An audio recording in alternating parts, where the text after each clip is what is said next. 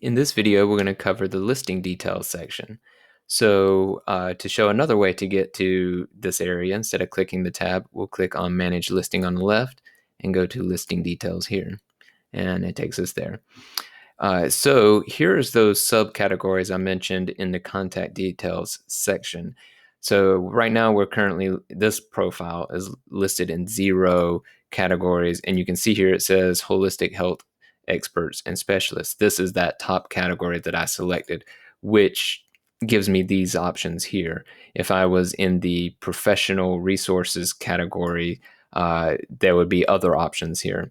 So anyways, you just kind of look and see which ones make sense to you, click, and then just check the box next to the ones that you feel apply to you.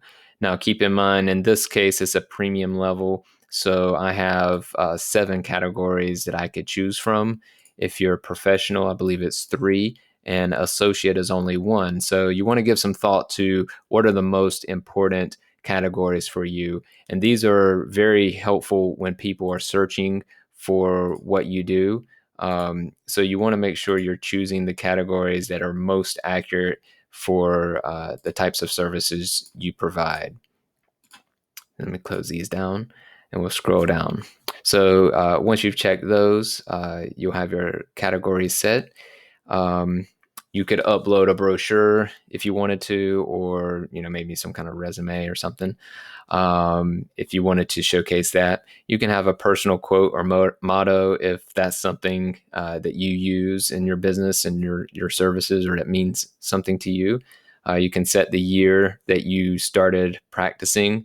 Then all of these are kind of straightforward. Your hours of operation, and these are just text fields, so you just type in.